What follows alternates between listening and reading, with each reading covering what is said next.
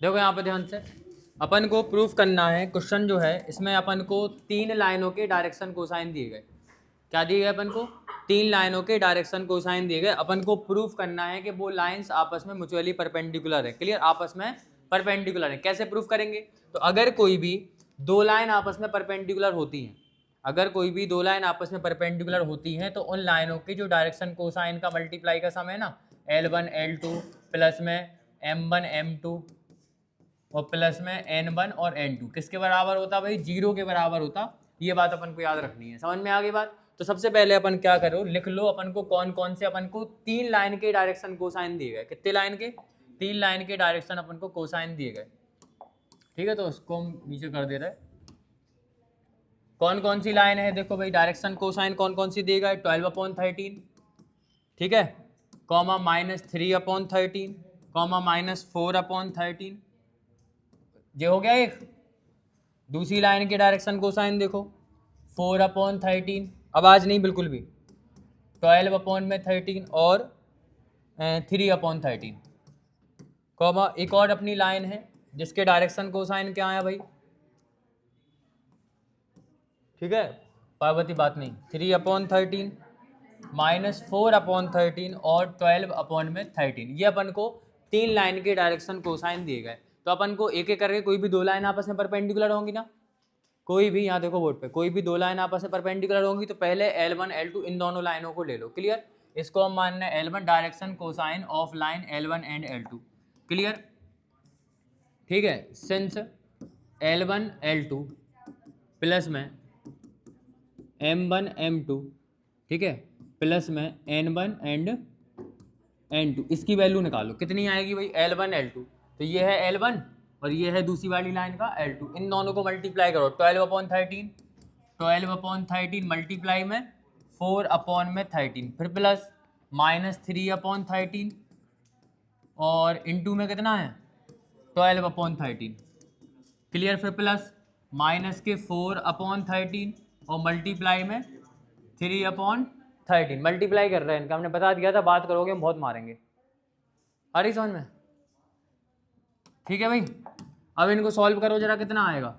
12 4 जा 48 हो गया, 48/13 माइनस 12 3 जा 36, तो माइनस के 36/13 और प्लस में कितना है? 4 3 जा 12, तो माइनस के 12/13। अब देखो इन दोनों को प्लस करोगे तो भाई 48/13 का 48/13। क्लियर है? और minus minus minus plus sign minus का डिनोमिनेटर सेम है, 36 और 12 कितने हो जाएंगे? 48/13। ये कैंसिल हो गया, सो बराबर आ गया 0। अब क्योंकि L1 L2 M1 M2 N1 N2 की वैल्यू इतनी आ गई, सॉल्व करने पे 0 आ गई। इम्प्लाइज डेट हम बोल सकते L1 is perpendicular to L2। ये अपन ने प्रूफ कर लिया। क्लियर? अब अपन किसको प्रूफ करेंगे? L2 और L3 को। क्लियर? अब किसको प्रूफ करेंगे? L2 और L3 को। सो अपन क्या लिखेंगे? डायरेक्शन कोसाइन ऑफ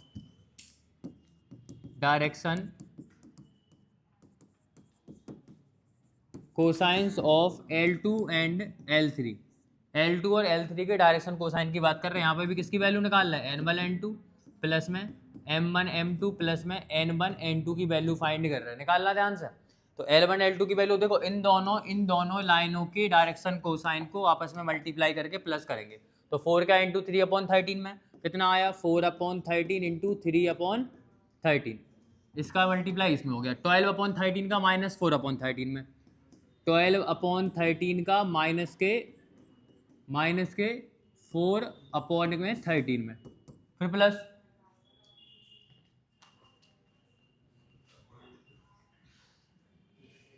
सर हम बात करें, जब बात करी आपने कहा कि सॉरी सर, आपने कहा कि बात करें लगे। किसने फेंका था?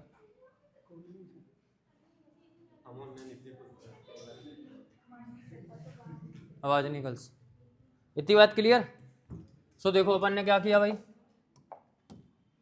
इसका मल्टीप्लाई इसमें, इसका मल्टीप्लाई इसमें, इसका मल्टीप्लाई इसमें करो। 3/13 इंटू 12/13, 3/13 इंटू 12/13। सॉल्व करोगे कितना आएगा? देखो ध्यान से, 4 3 जा 12, तो 12 अपन ने यार गलत कर दिया जरा, 13 का इंटू 13 में भी तो होगा, 13 जा कितना होता,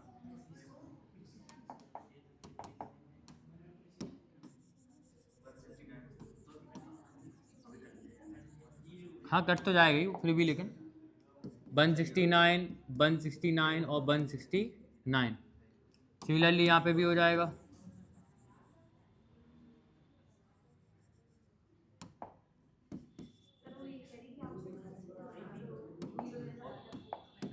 कहाँ पे ये वाला, हमसे कह दिया करो, उससे क्यों कह रहे हैं। क्लियर, ये 0 आ गया। सिमिलरली यहाँ पे सॉल्व करोगे 13 का इंटू 13 में कितना आ गया 169, फिर प्लस देखो प्लस माइनस क्या के हो गए माइनस के, 12 4 जा 48 अपॉन 169। सिमिलरली यहाँ पे प्लस के 12 3 36 प्लस में 36 अपॉन में 169। अब देखो डिनोमिनेटर से हमें प्लस प्लस के प्लस हो जाएंगे, 36 और 12 ऐड करोगे तो 48 अपॉन 169 कितना आएगा 48 अपॉन में 169, और ये क्या लिखा माइनस के 48 अपॉन 169। तो अभी सॉल्व करने पे क्या आ गया 0, तो इसका मतलब L1 L2 M1 M2 और N1 N2 की वैल्यू यहाँ पे भी कितनी आ गई 0 आ गई। क्लियर है कि नहीं, इसका मतलब L2 किसके ऊपर परपेंडिकुलर है, so L2 is perpendicular to L3, so L2 is perpendicular to L3। यही प्रूफ करना था कि तीनों लाइन आपस में म्यूचुअली परपेंडिकुलर है, सो लिख देंगे so the given lines are perpendicular to each other. समझ में आ गई बात, so the given lines are mutually perpendicular to each other. अगला क्वेश्चन देखो यहाँ पे ध्यान से क्या लिखा, so that the line through the point, वो कह रहा है इन दोनों पॉइंट से पास होने वाली लाइन इज परपेंडिकुलर, है ना, is perpendicular to the line through the point, इन दोनों पॉइंट से पास होने वाली लाइन के ऊपर क्या होगी परपेंडिकुलर होगी। तो अपन क्या करेंगे इन दोनों पॉइंट से पास होने वाली लाइन के अपन क्या निकाल लेंगे डायरेक्शन रेशियोज निकाल लेंगे, A1 A2 B1 B2 C1 C2 निकाल लेंगे, और इन दोनों से पास होने वाली लाइन के भी क्या निकाल लेंगे डायरेक्शन रेशियोज निकाल लेंगे। निकालो एक बार। सबसे पहले अपन लिखेंगे direction ratios of line passing through these point and the direction ratios of the line passing through these point. Clear, ठीक है ना। फिर अपन A1 A2 B1 B2 C1 C2 अगर क्या होता इक्वल 0 होता, मतलब यहाँ पे लाइंस क्या है आपस में परपेंडिकुलर है। यही तो प्रूफ करना कि इन दोनों पॉइंट से पास होने वाली line is perpendicular to the line passing through this point. इन दोनों पॉइंट से पास होने वाली लाइन इन दोनों पॉइंट से पास होने वाली लाइन के ऊपर क्या है परपेंडिकुलर है। यही प्रूफ करना अपन को, तो वही कर दो प्रूफ। तो क्या किया अपन ने, क्वेश्चन नंबर कौन सा है भाई सेकंड वाला। क्लियर, सो अपन क्या लिखेंगे डायरेक्शन रेशियोज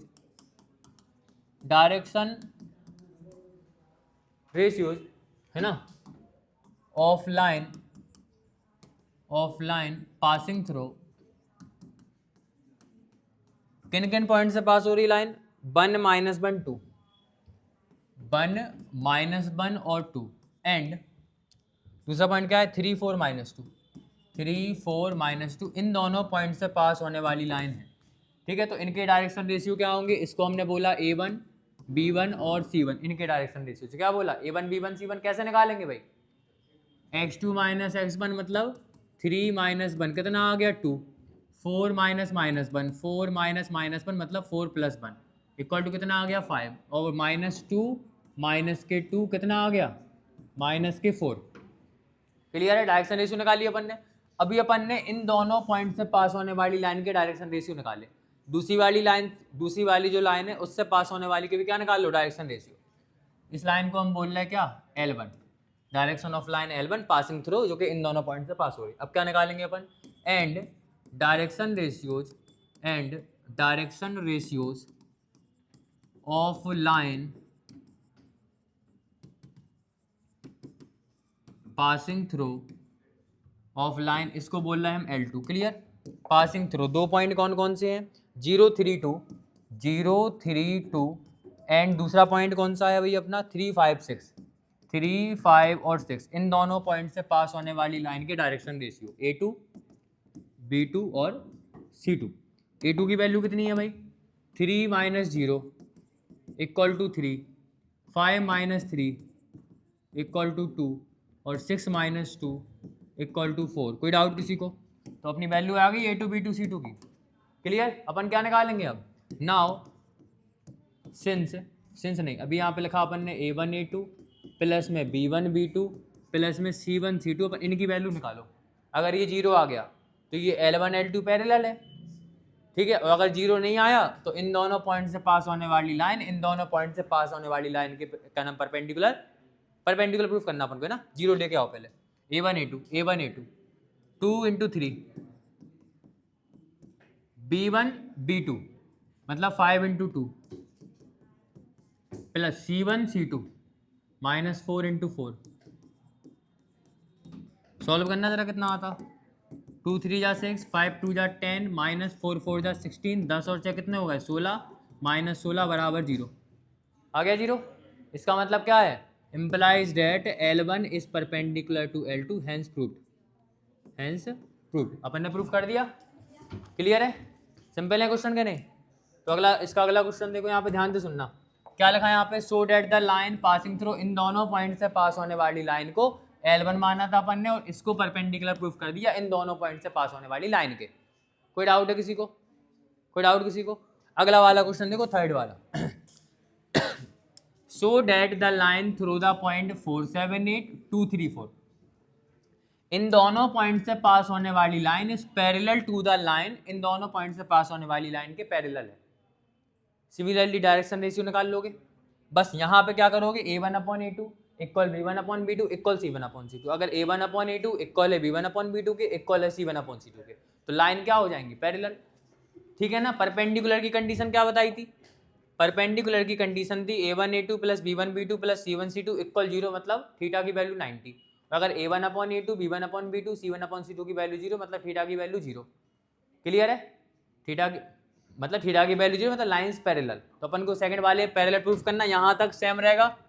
बस यहाँ पे भी अपन ने निकाला था A1A2, यहाँ पे निकालोगे A1/A2 B1/B2 C1/C2। अगले वाले क्वेश्चन में कर लोगे, कर लोगे, करना। ठीक है, नहीं आए तो अभी कर लेना। अगला क्वेश्चन देखो, फोर्थ वाला, find the equation of the line. अब वही अभी अपन ने इक्वेशन निकालना सीखी थी, अब अपन को इक्वेशन फाइंड करनी। Find the equation of the line which passes through the point, इस पॉइंट से पास होती, गर्ल्स इस पॉइंट से पास होता और इसके पैरेलल है। अब जिस पॉइंट से पास होती है इससे वेक्टर बनाएंगे, इसको बोलेंगे वेक्टर ए, और जिसके पैरेलल है इसको बोलेंगे vector B.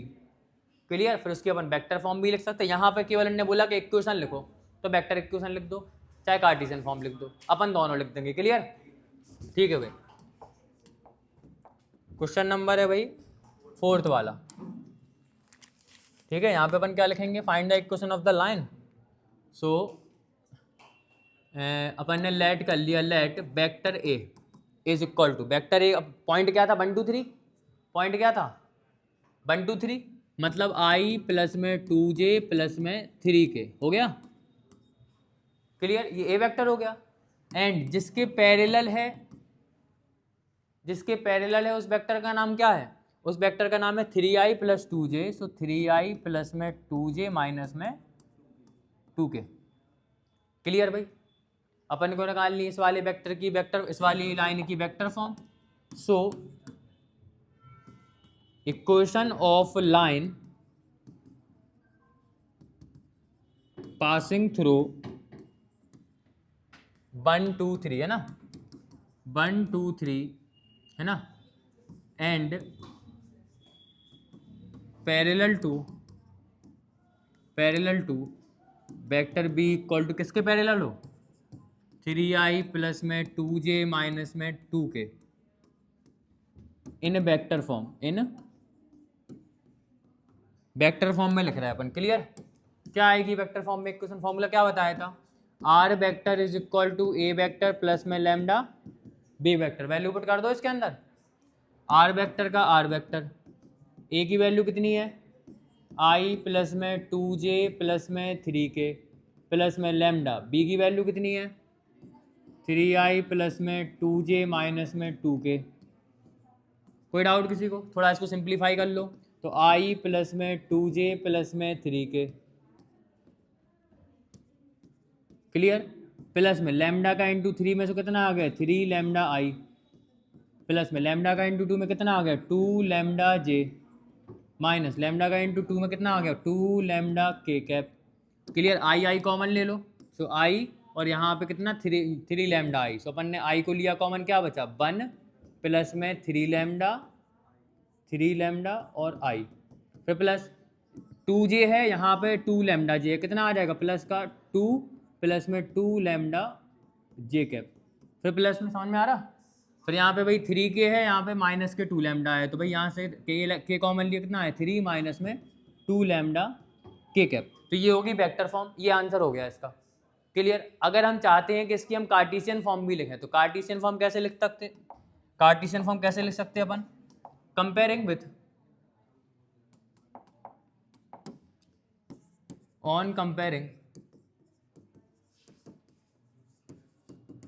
With A vector को हम लिखेंगे x1i प्लस में yj, ठीक है, प्लस में z1 z1k। ए वेक्टर को कंपेयर करेंगे अपन x1 y1 z1 से। क्लियर। एंड बी वेक्टर को अपन कंपेयर करेंगे ai, ठीक है, ai प्लस में bj प्लस में ck, इसको इसके साथ कंपेयर करेंगे तो ए बी सी और x1 y1 z1 की वैल्यू मिल जाएगी। निकालो वैल्यू।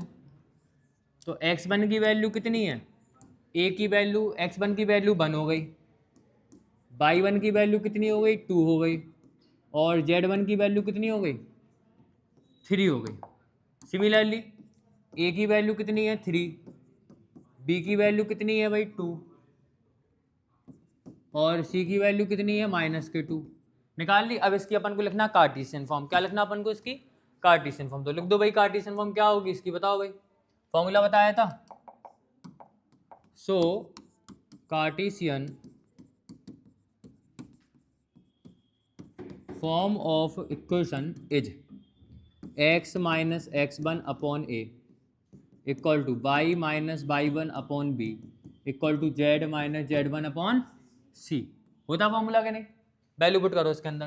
तो भाई x माइनस x1 की वैल्यू 1 अपॉन में a की value 3 equal to y minus y1 की वैल्यू 2 अपॉन में b की value 2 equal to z minus z1 की वैल्यू 3 अपॉन में c की value -2। This is the answer, this is the Cartesian form of the given line. ये given line ही Cartesian form होगी। समझ में आ गई बात, अलग है कुछ, क्लियर है, समझ में आ गया, समझ में आ गया। कर लोगे, ऐसे ही करना सेम अपन को, ठीक है। इसका अगला वाला क्वेश्चन है सेम, कर लोगे भाई। देखो यहाँ पे भी क्या करना, find the equation of the line in vector and Cartesian form. अपन को अब कार्टेशियन, उनने अब लिख दिया, क्यों भाई उनने, क्या हो गया, यहाँ देखो ध्यान से, find the equation of the line in vector and in Cartesian form. अपन को वेक्टर फॉर्म में और कार्टेशियन फॉर्म के अंदर इक्वेशन को लिखना है। That passes through the point with position vector.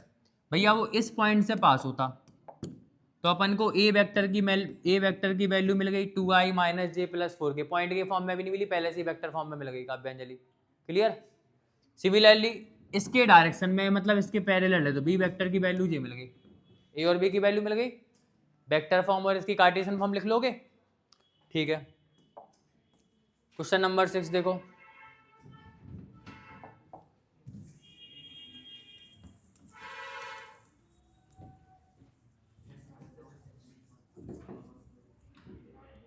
बात नहीं, क्वेश्चन नंबर 5 हो गया। 6th वाला question, find the Cartesian equation of the line which passes through the point. इस वाले पॉइंट से पास होता। क्लियर। वो जो लाइन है वो इस पॉइंट से पास होती, मतलब अपन को वेक्टर ए की वैल्यू मिल गई। केवल ए और बी चाहिए ना, बाकी फिर तो सब मिल जाएगा। अगर आपको ए और बी की वैल्यू मिल गई, वेक्टर ए वेक्टर बी की वैल्यू मिल गई, फिर तो आप किसी भी इक्वेशन की लाइन किसी भी फॉर्म में निकाल सकते, किसी भी लाइन की इक्वेशन किसी भी फॉर्म में निकाल सकते। तो देखो इस पॉइंट से पास हो रही, मतलब वेक्टर ए की वैल्यू कितनी होगी भाई, -2i प्लस में 4j प्लस में 4j और माइनस में 5k कैप। क्लियर। ए की वैल्यू मिल गई, अब चाहिए बी की वैल्यू। वो कह रहे हैं इसके पैरेलल है। अब इसके पैरेलल है तो इसका डायरेक्शन कौन देगा, ए बी सी की वैल्यू वाले वेक्टर। क्लियर। कोई भी कार्टेशियन फॉर्म अपन लिखते हैं तो कार्टेशियन फॉर्म लिखते हैं जब तो नीचे जो पॉइंट आते हैं वो किसके आते, लाइन जिसके पैरेलल है, बी वेक्टर के पॉइंट आते हैं यहाँ पे कि नहीं आते। नीचे आती ए बी सी की वैल्यू, और ए बी सी मतलब बी वेक्टर को अपन बी वेक्टर की कंपोनेंट को ए बी सी बोलते हैं। मतलब अपन को ए बी सी मिल गया तो अपन को बी वेक्टर मिल गया। तो अगर अपन को A B C B vector निकालना है तो नीचे वाले पॉइंट्स को देखना है कि नीचे वाले पॉइंट्स क्या है लाइन के। समझ में आ गई बात? क्यों भाई देव? तो अगर आप सेकंड वाली क्वेश्चन के, ये हो गया अपना ए, ये हो गया बी, ये हो गया सी, तो इससे अगर आप वेक्टर बनाओगे तो वेक्टर क्या बनेंगे? ये देख लेना ये सही फॉर्म में है ऊपर के नहीं, पता चले ऊपर नीचे माइनस का मल्टीप्लाई हो, जेड बाई एक्स प्लस के है ना, मतलब कंपेयर कर दो सीधा। तो बी वेक्टर की वैल्यू कितनी आएगी बताओ?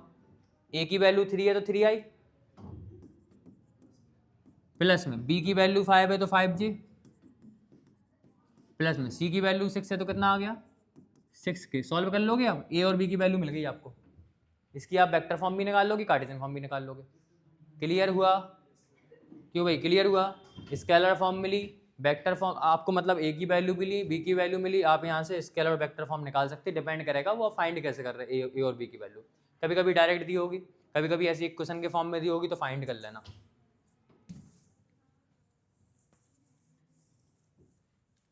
देखो इसको, देखो इस वाले क्वेश्चन को, the Cartesian equation of line, एक लाइन की कार्टेशियन इक्वेशन दी गई, क्या दी गई अपन को? वेक्टर फॉर्म लिखने, लिख लोगे। यहाँ से मिलेगा आपको x1 y1 z1 की वैल्यू मिलेगी कि नहीं मिलेगी? x1 की वैल्यू 5 प्लस के 5 होगी कि नहीं? क्योंकि x माइनस x1 होता, कंपेयर करोगे तो x1 की वैल्यू 5, यहाँ पे देखो प्लस का 4 है, मतलब y1 की वैल्यू कितनी है? माइनस के 4, और z1 की वैल्यू कितनी है?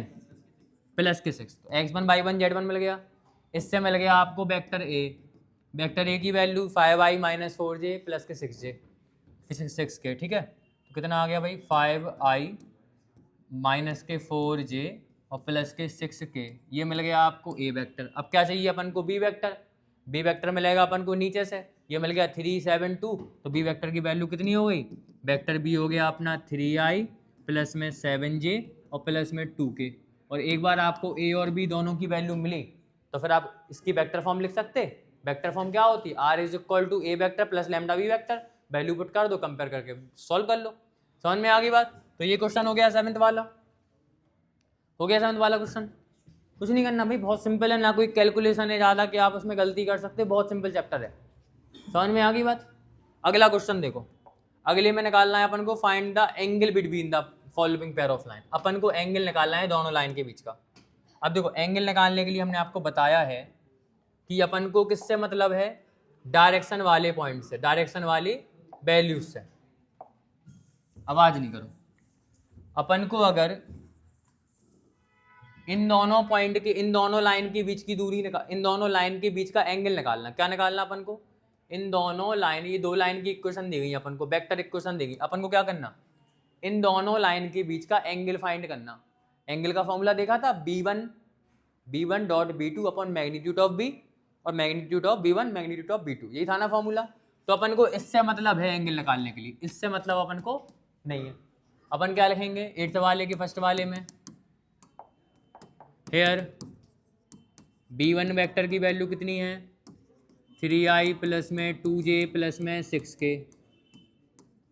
b2 वेक्टर की वैल्यू कितनी है? i प्लस में 2j प्लस में 2k। बात नहीं करो, यहाँ पे देखो ध्यान से। क्लियर? अपन को निकालना है angle between two line. So the angle between given two lines, दोनों लाइंस के बीच की दूरी, दोनों लाइंस के बीच का एंगल निकालना। क्या हो जाएगा? cos theta is equal to magnitude of b1 dot b2 upon में magnitude of b1 into magnitude of b2। Direct हम वैल्यू पुट कर रहे हैं, देखना ध्यान से सब लोग कैसे किया। b1 डॉट b2 निकालना, पहले b1 की वैल्यू पुट कर दो, मतलब 3i प्लस में 2j प्लस में 6k,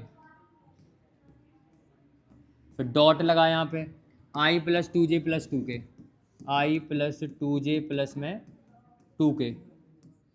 क्लियर? अपॉन में कितना है? अपॉन में भाई इनके मैग्नीट्यूड का मल्टीप्लाई। मैग्नीट्यूड कैसे निकालेंगे इसका? रूट के अंदर 3 का स्क्वायर 2 का स्क्वायर 6 का स्क्वायर, 3 का स्क्वायर अरसलान क्लियर है? 3 का स्क्वायर 2 का स्क्वायर और 6 का स्क्वायर, और फिर यहाँ पे मल्टीप्लाई में डॉट में लिखा क्या, रूट के अंदर 1 का स्क्वायर 2 का स्क्वायर 2 का स्क्वायर, क्लियर, 1 का स्क्वायर 2 का स्क्वायर और 2 का स्क्वायर, क्लियर। और ये मॉड बंद कर दिया अपन ने पूरा। सॉल्व करने पे कॉस थीटा की वैल्यू कितनी आएगी बताओ भाई।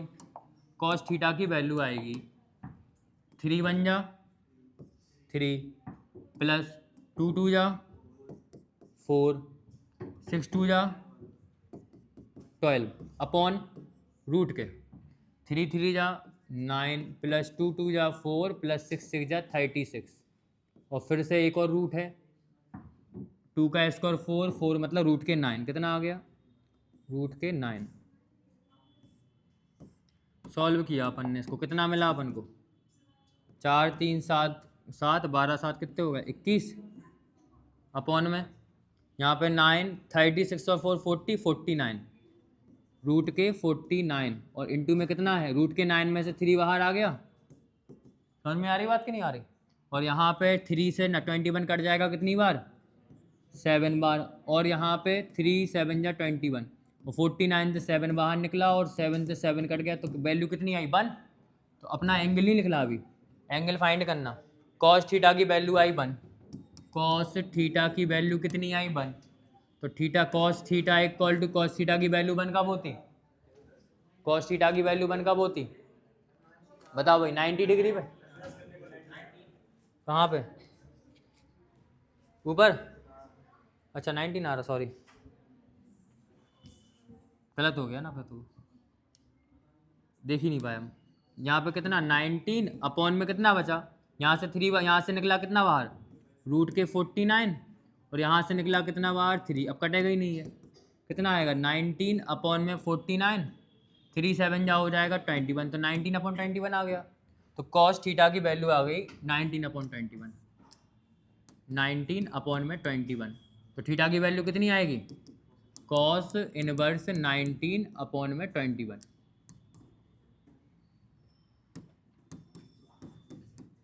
ये अपना आंसर हो गया। कोई डाउट किसी को, तो एंगल फाइंड कर लोगे कोई भी। अगर इसकी जगह पे देखो अभी जो दिया था ना अपन को, अभी ये दी थी अपन को, ये दी थी अपन को इक्वेशन की कौन सी फॉर्म, वेक्टर फॉर्म। अगर इसकी जगह पे स्केलर फॉर्म दी होती तो अभी आप किसकी वैल्यू निकालते v1 v2 की। कैसे निकालते, नीचे वाले रेशियोज को कंपेयर करते, ABC अपॉन में ABC जो लिखाते रहता ना नीचे वाले पॉइंट, उनको कंपेयर करके अपन v1 v2 की वैल्यू निकाल लेते। v1 v2 मिलेगा अपन को नीचे वाले पॉइंट से कार्टेशियन फॉर्म में, a1 a2 मिलेगा अपन को ऊपर वाले पॉइंट से। अगर वेक्टर फॉर्म लिखी तो आगे वाले पॉइंट से मिलेगा आपको a1 a2, पीछे वाले पॉइंट से मिलेगा अपन को v1 v2। कार्टेशियन फॉर्म लिखा तो ऊपर वाले पॉइंट से मिलेगी अपन को a1 a2 की वैल्यू, नीचे वाले पॉइंट से मिलेगी अपन को v1 v2 की वैल्यू। क्लियर हो गई बात कि नहीं हो गई, समझ में आई बात। तो इन पॉइंट्स को अगर आप निकालना सीख गया कि भाई a1 कौन है, b1 कौन है, a2 b2 कौन है, तो यहाँ से आपको बहुत अच्छे से क्लियर हो जाएगा। कोई भी क्वेश्चन गलत नहीं होगा, 4 नंबर का पूरा मतलब 4 और 4 2 6 7 नंबर का आएगा इसमें से, ठीक है भाई। तो देखो कौन कौन से क्वेश्चंस आपको करके आना, लास्ट पेपर था तुम्हारा। हाँ अब इन दोनों लाइन के बीच का अपन को एंगल फाइंड करना, कर लोगे भाई। ये b1 है बॉयज, ये b1 है, ये b2 है, ये b1 है, ये b2 है, b1 b2 की वैल्यू मिल गई। इन दोनों लाइन के बीच का एंगल फाइंड कर लोगे, ठीक है भाई। 9th वाला क्वेश्चन देखो, अब है क्या हुआ। और इसमें भी देखो, इसमें भी देखो, ये हो गया अपना ABC, ये भी कर लेना प्लीज यार। कार्टेशियन फॉर्म में लिखा दो, कार्टेशियन फॉर्म में लगा, यहाँ से आपको v1 v2 की वैल्यू मिल जाएगी, ठीक है। तो आज के लिए इतना ही, मिलते हैं अगली वीडियो में, थैंक यू हैं। तुम देखते